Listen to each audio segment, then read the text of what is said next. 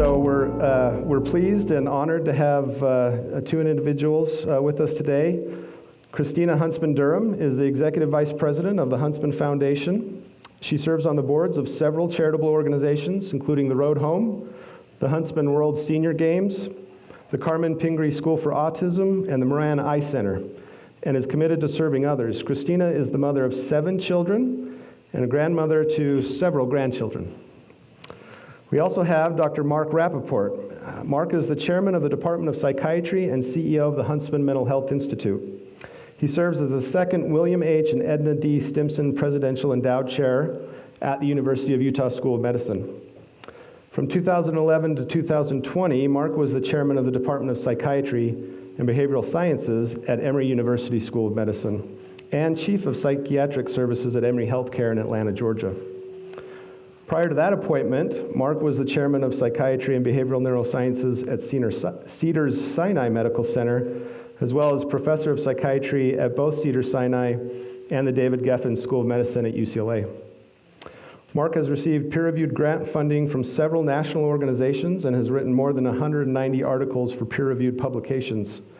His research interests focus on human psychoneuroimmunology, psychopharmacology research, clinical trial methodology, quality of life, and complementary and alternative medicine. All right, please join me in welcoming Christina and Dr. Rappaport.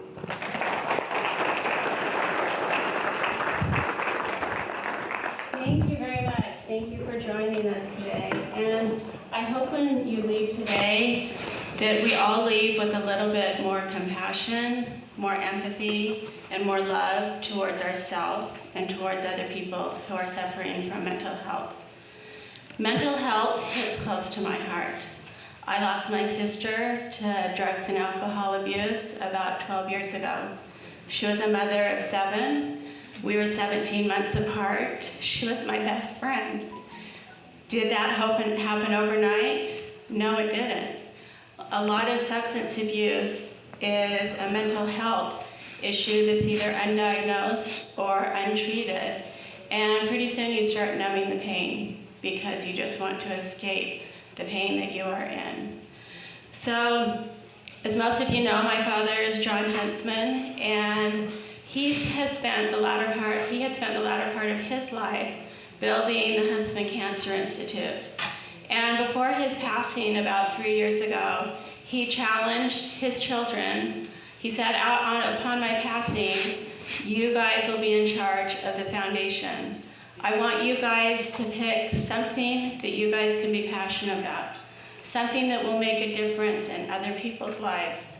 And we knew that there were big shoes to fill, and watching what he has done with his life. And so after his passing, my siblings and I, we sat around, and it was very profound, the empty chair that we were missing of my sister. And we all talked about what we ourselves struggled with, what our children struggled with, and our grandchildren. And it was very clear that mental health was number 1 on all of our minds. But as we looked around, it's what do you do? Where do you go? So many of us have so many questions about mental health and where we go. And it's something that we're afraid to talk about. And because the stigma is so great. Recently I had a friend whose son was diagnosed with a brain cancer. And then I've had 2 friends, one whose child attempted suicide, another one whose child was just diagnosed with bipolar 1 and was having manic episodes. The difference with the friend who was diagnosed with a brain tumor, a cancerous brain tumor, they had all the sympathy from the neighbors and friends coming over. What can we do to help? Meals were dropped off. My other 2 friends, there was nothing because people run away from it. We don't know how to talk about it. We are afraid to reach out because we don't know what to say. But they are both brain diseases. And so we have to be able to share our story. And we have to be able to share our sorrows and our joys and our heartaches. And so as my siblings sat around, we thought, what can we do to make a difference? And so we decided to join with the University of Utah and make a gift of $150 million to start the Huntsman Mental Health Institute in partnership with the University of Utah. And we as siblings, we are proud to stand up and be the face of mental health. We want to be able to share our stories. When my sister passed away almost 12 years ago, we didn't list in her obituary what she died from. We weren't there yet. We didn't want to talk about it. We didn't want to be that family that people pointed to, oh, was it a drug overdose? How did she really die? But we have since learned that we have to be able to share our stories. And I look at my children and my grandchildren, and I don't want them to suffer how she suffered. And as Dr. Rappaport reminds me, we have to look at therapies. Therapy changes the brain. Think about that. Therapy changes the brain, but because of stigma, that is the #1 reason why people do not get help. So as we had been working with the University of Utah, we were on a search for a CEO who was going to run this institute. It's the first of its kind in the country, and so we are so proud and excited to have Dr. Mark Rappaport as our CEO. And when you think about mental health and the stigma, mental health will affect every single household. Every single person will be directly affected. We may either be the one being picked up off the floor, or we may be picking somebody else off the floor. And I think we have to take a good look at ourselves. Are we somebody in our family or in our workforce that people can trust to share that they are struggling? Are we somebody that we have empathy, that people have the confidence in, that they can share what they're experiencing, so that we in turn can give them the helping hand to get them the help that they need? There are a lot of resources out there, but we have to be able to talk about it. And so with that, I would like to have Dr. Rappaport share his journey, and we cannot be more thankful as a state to have him here in Utah, heading up the Huntsman Mental Health Institute. Well, thank you very much, Christina, and it's a pleasure to work with you and your family. And I want to thank all of our sponsors, and I unfortunately don't have great short-term memory, so I can remember our colleagues at Intermountain Health. I can remember this beautiful facility here in Utah Valley University, and of course, the Chamber of Commerce in Blue Nose.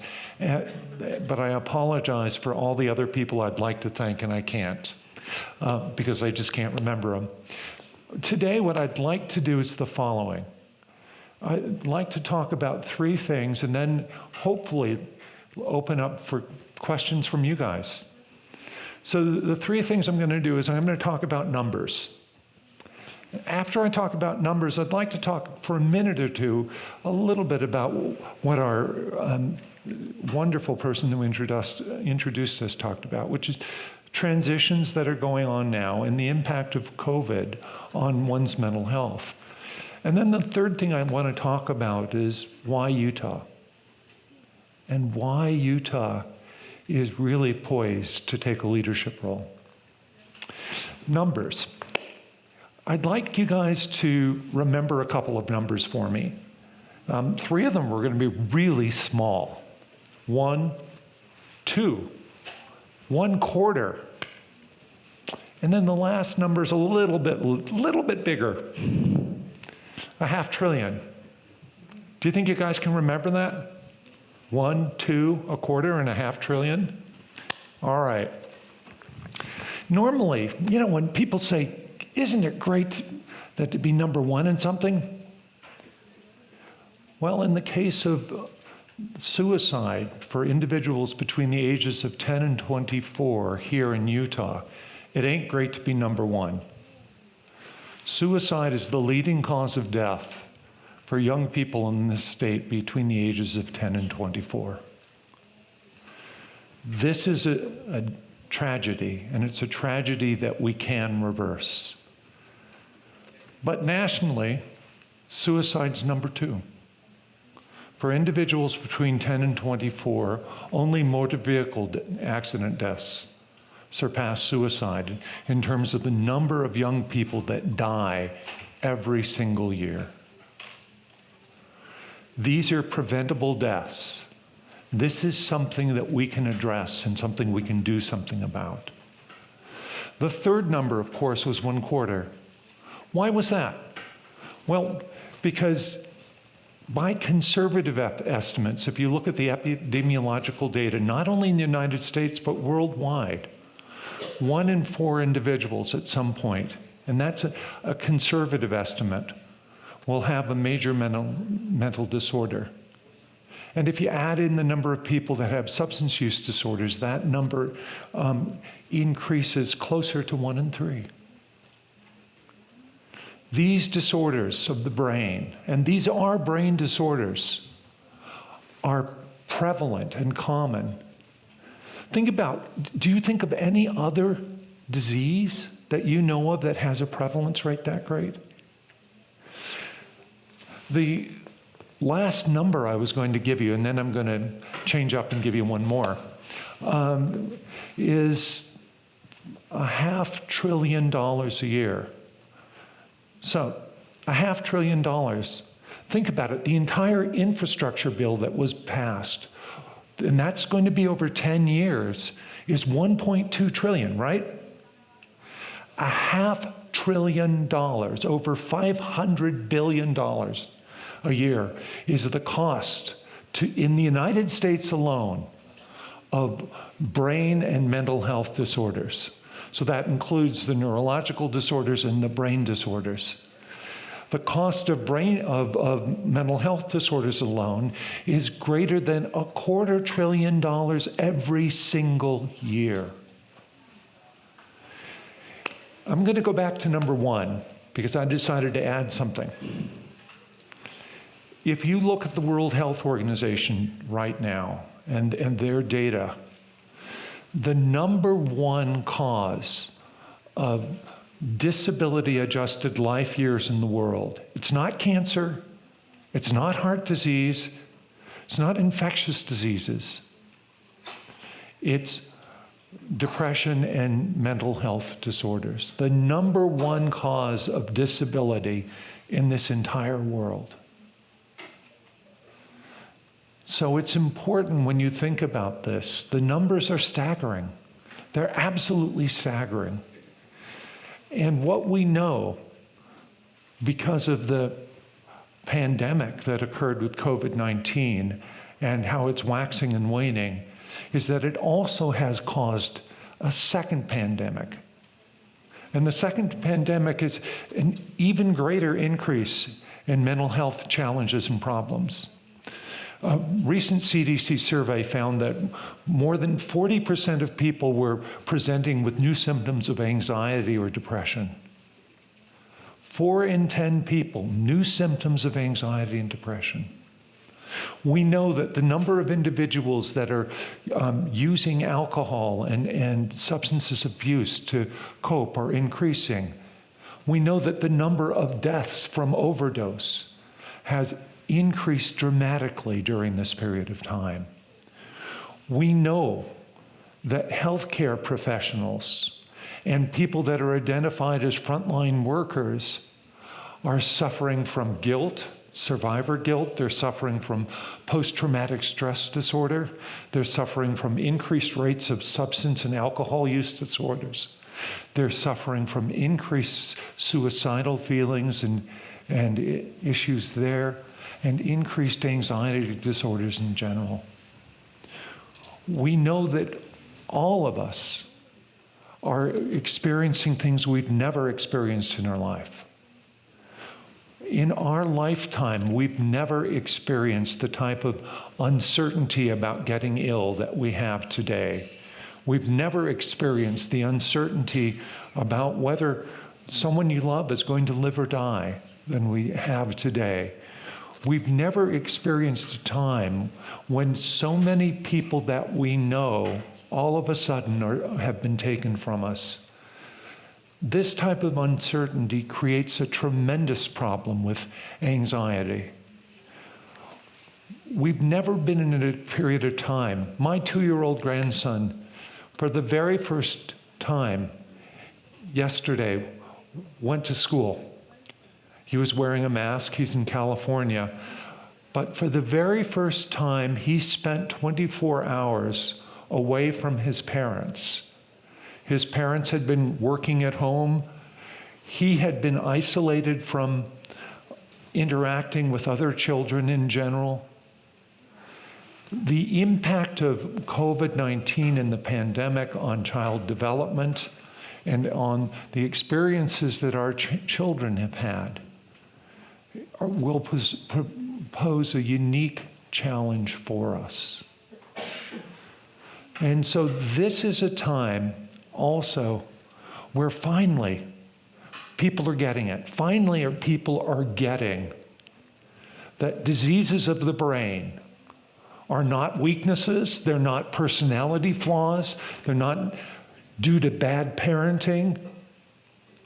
They're due to the interplay of genes, your environment, that cause changes in brain circuitry and changes in neurotransmitter levels within the brain.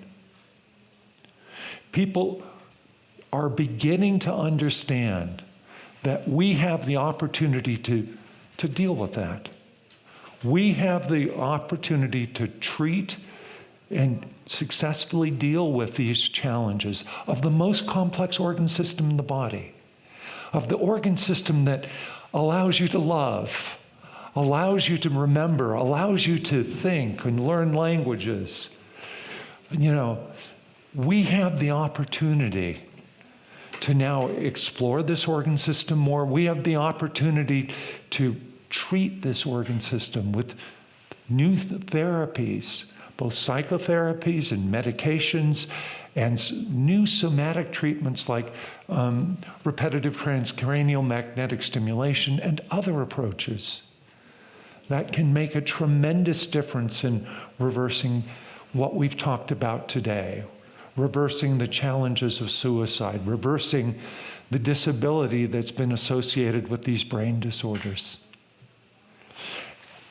And so why Utah? Well, one of the reasons is the Huntsman family. Not only the gift, but even more importantly, their active partnership that we have going together. We're fortunate we get to interact many, many times a week. And we were both on vacation. We are the lucky ones, I must say. We were both on vacation. We ended up missing each other. It's been a confluence event. The Huntsman family and their commitment to mental health, both the dollar commitment, but even more importantly, your personal commitment. The commitment of the University of Utah. The mental health is the third rail of healthcare. I know it will come as a shock for you, but we actually do not subsidize the hospitals. We don't subsidize neurosurgery or radiology or any of the or the cancer centers. They sort of view us as a loss leader. But the University of Utah said, no, we've got to do something about this. We understand what a challenge mental health disorders are. And the president of the university, the senior vice president of health affairs, and the provost all got together with the Huntsmans and then met with me and committed to saying the University of Utah needs to be a university for Utah. And the University of Utah and Utah Health has committed to taking on mental health and mental health disorders as a major priority for the university. But the other factors that came into play have been the tremendous commitment of the Utah State Legislature and our governor to mental health over the last few years. Utah, you may not know this, has developed the best integrated crisis system in the country. The medical director of SAMHSA is coming out in December to meet with us to learn about what we've done. We're going to talk in a few minutes about Safe UT. We're going to talk a little bit about our integrated crisis system. We have right now the best integrated mental health system in the country. and it's something that we should be proud of. But our legislature has driven this initiative, as has the support of the governor's office and the State Department of Health. It's something to be very proud of. But the confluence of these events, plus the tremendous concern of chambers of commerce, leaders in industry and business, leaders in philanthropy, has made Utah the place where we can transform mental health, not just for everyone in our state, but we can serve to create the models that then will go nationally, as has been the case with our integrated crisis system and our Safe UT app. We can do this here, and that's what the Huntsman Mental Health Institute is about.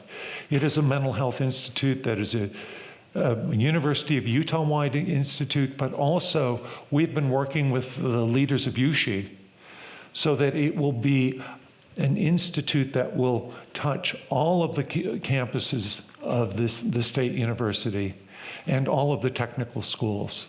In fact, I have a meeting with one of the USHE subcommittees this week about that. But the intent is to tackle the big problems that we face. Stigma, as Christina was so eloquently talking about. Child mental health. Because if we can prevent kids from getting ill in the first place, we transform not only their lives, but the lives of their family and their friends. 75% of mental disorders begin between the ages of 10 and 24. If we intervene, this is the time when the brain is most actively changing. If we can intervene then, we transform lives. And we are committed to doing so, to understanding the biology better, the role of social determinants of mental health better, and the interplay between the environment and genes in order to figure out how to prevent mental disorders, or at least develop preemptive interventions that if somebody begins to show signs of mental disorder, we can intervene immediately. We're also focused initially on rural mental health. We're focused on workforce development and suicide prevention. These are some of our major priority areas right now. But unlike what's happened previously, if we're going to do this, and if we're going to really tackle these big issues, it's going to take a village. It's going to take people from throughout our state, people that are already doing wonderful work at Intermountain Health, or wonderful doing work in our 13 mental health authorities, partnering with us, with the legislature, partnering with the business communities, partnering with people that are experts in mathematics and machine learning and artificial intelligence, working with people that are experts in implementation science, clinical science and clinical trials, as well as basic and translational science, to tackle these big problems. We're at the very, very early stages of laying this foundation right now, this exciting foundation where Utah will be, partnering all of us within the community together, a living laboratory that will provide the best mental health care in the world. I want to turn it over to Christina for a minute to talk about what we've been doing in the last 7 months. Yeah, can you believe he's only been here for 7 months? So you can only imagine what we're going to accomplish in the next couple of years. How many of you are familiar with the Utah Safe UT app? Great. If you do not have it, I would challenge you to download it for parents, for kids, family members. It's a wonderful app with a back office where your phone calls will be answered and you can be able to get people, or you can get the help that you need. As I'm looking at the time's gone really quick. So I'm just going to quickly talk about, we had our groundbreaking for our crisis care center, which will be a 24/7 non-refusal, like an emergency room for mental health issues. So our emergency rooms are full of people with mental health crisis, but they don't have the capacity to get the people the help that they need. So we're very excited for that, and that should open 14 months from now. And then we've been working with the state legislature to get funding for a translational research building that will have a Tesla 7 machine that we will be able to image the brain, and first of its kind in the country to image the brain and really see what is going on. So the research that we receive will be very, very beneficial. And so we'd like to, I'm going to ask you if you have anything else to say before we open it up for questions, because we have about 10 more minutes. If you want to say anything else about what we've been up to. It's hard to condense it all in such a short amount of time. Yeah, but I think that these two buildings are going to be absolutely tremendous. And the translational research building is the first of its kind, and it's to bring together the scientists that we talked about in public policy, in AI, in law, as well as the basic scientists together. And it's going to be a facility. We already have partnerships at Utah State University and BYU. We're looking for partnerships here at Utah Valley University to join us in this endeavor. The goal of all of these buildings, whether it's the psychiatric crisis receiving center we're talking about, or the translational research building, is to ensure that research, education, and best care for people is combined in everything that we do. And that's part of what makes it unique and wonderful. But I think you're right. We better open it up to questions. Because we'll go on and on. Yeah. So this receiving center, is this for adults only? Oh, sorry. The receiving, oh. I'm so sorry. The receiving center for adults, for children, how does that work? Yeah, this particular receiving center is part of one of 4 that are being funded by the state. It's this particular one, the funds and the designation was for adults only. At some other point, we would love to collaborate and build a specific receiving center for children and families. But this receiving center itself is really going to be amazing. It's going to be the first that's actually integrating the training of social workers and nurses and psychologists and peer support specialists, as well as physicians in with our clinical services. And it also will be doing research about, okay, what's the best way of breaking this cycle of despair that so many people are in? So we're looking at putting in a legal clinic. We're looking at putting in a dental clinic. We're looking at creating a case management model that will allow us to break this sort of cycle that people get into, where they're constantly in crisis, get some acute treatment, but then fall between the cracks. We've got to figure out a way to doing it. So what we're building is more than a traditional receiving center.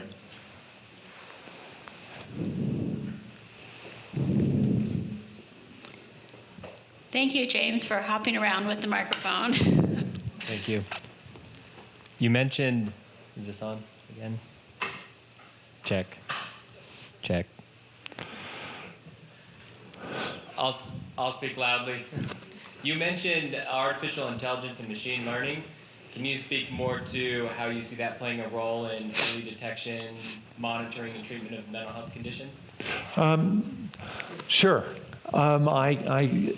We're very fortunate. We recently recruited into our faculty a wonderful woman, Nina DeLacy. Nina not only has a master's in business and worked on Wall Street for 10 years, but then she had an epiphany and realized that she wanted to be a child psychiatrist.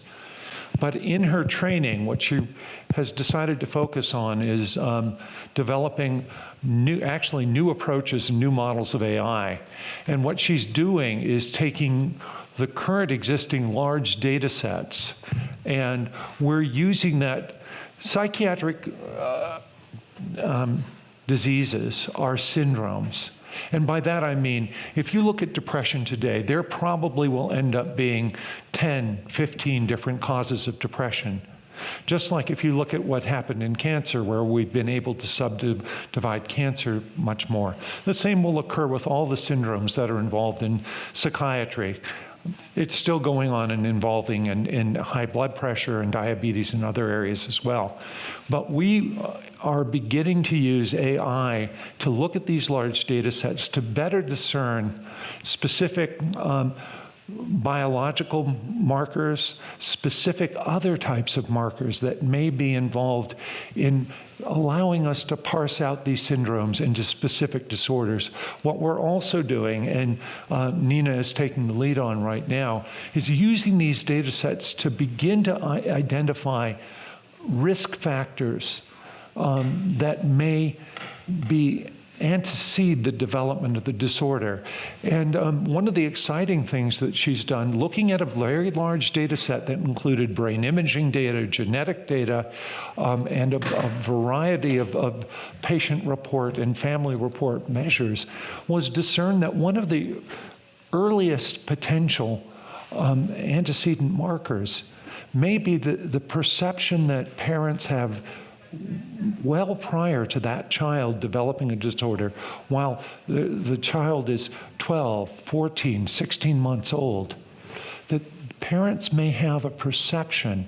There may be something in that dyadic relationship that is different. And so it may allow us to begin to explore what that is, whether what's going on there is actually the parents perceiving something that is really subacute and something that one normally wouldn't see, or whether there's something within that dyad that needs to be remediated, and we're not sure yet. That's just very early on. But the opportunity to use machine learning and AI to look at large data sets, genetic data, with the Utah population database here, we have a tremendous advantage at doing that, or imaging data, is really phenomenal.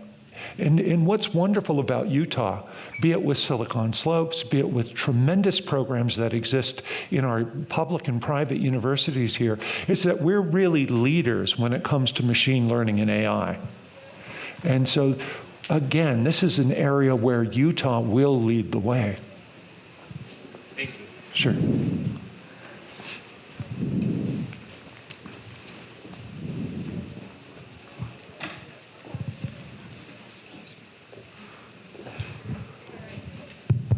Working this time. So there are some very concerning numbers regarding men and suicide. Men tend to, I believe the statistics are something like twice as likely as women to commit suicide, even though they are less likely to report depression. A man going through divorce is about 8 times more likely to commit suicide than a woman going through divorce. A veteran is about 9 times more likely to commit suicide. Would you say that those are attributable to brain disease? And follow up, what could be done about it? Sure. Thank you for the really important question. We're learning more and more about factors that put people vulnerable and at risk for suicide, and then factors that tend to be protective.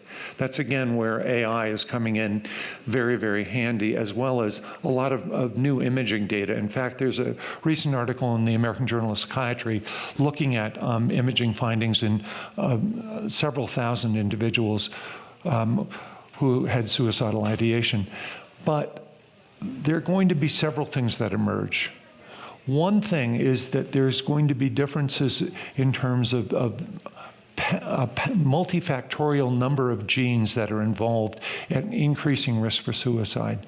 A second thing, though, that you're talking about is the fact that men in general do not have the social connectedness that women usually do within cultures. And we as a society need to really begin to address some of the social determinants of mental health and of risk of suicide, and openly speak about some of the vulnerabilities that men have, that women naturally, by the way our culture has been and many other cultures have been, are more interconnected. So there's a variety of psychosocial interventions. There are going to be a variety of psychotherapeutic interventions. There's going to be a variety of networking interventions, as well as other types of treatments. As some of you may know, intranasal ketamine has been shown to have a very profound acute effect in decreasing risk of suicide. And you combine that with then getting psychosocial support for those men, and you begin to disentangle their risk, and you begin to create an environment where they can be much more successful.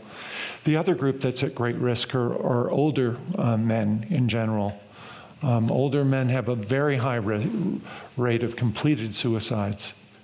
But thank you for your observation and the figures you shared. I think we have time for one more. Okay, right here. You're the closest. I just had a question. I work in community prevention, and we do a lot of risk and protective factor data collecting and studying. And one of our areas of interest is, the ACEs studies and adverse childhood experiences, getting some sort of, universal ACEs questionnaire in pediatrician's office to help these kids combat the toxic stress, because it's a universal problem. It's not specific to one race or one location. It's everywhere. And I wonder if there's any discussion of that as something that would be accessible, because I don't know that everyone's going to have access to these high-tech machines and high-tech equipment. What are some things we can do right now in our communities when it comes to combating these problems that these kids are facing? Well, I think you're absolutely correct. One of the things that we're very much interested in doing with the Huntsman Mental Health Institute is not only stigma reduction, but also partnering with pediatricians, primary care physicians, and giving people both the education and tools necessary to make a difference, particularly a difference early on. As you were talking about, and some people may not know about ACEs, but it's a measure of early childhood or childhood trauma. And what we know, actually from where I was before, a lot of the work was done, is that the early childhood trauma predisposes people not only to depression, anxiety, and substance use disorders, but to heart disease, to diabetes, to obesity, and a host of other physical disorders. And what it's thought is that trauma, at least in a subset of individuals, causes a chronic low state of inflammation, and also a shift in the ratio of what's called sympathetic tone to parasympathetic tone. Parasympathetic tone, or autonomic regulation, is part of how we normally function.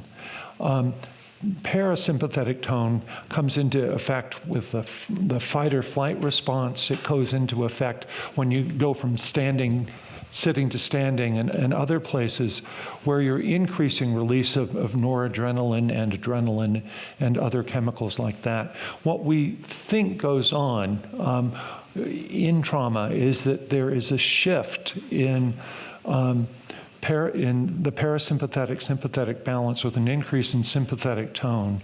We also see associated with that a decrease in sensitivity to the normal hormones that turn off the stress response, corticotropin releasing factor and ACTH. You see a decrease in sensitivity to that. So you have a much more chronically activated body, and that tends to predispose people both to psychiatric and substance use disorders and to other physical disorders. And I can get really nerdy and go on forever, because it actually ties into my own work that looks at the mind-body relationships. But thank you for your question.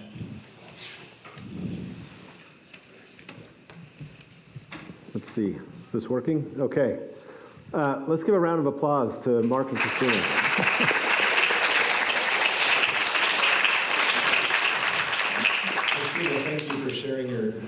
story. And our state is so lucky to have a Huntsman family. I mean, when your family gets passionate about a cause, everybody in the state benefits. And excited to see what you guys can do for mental wellness.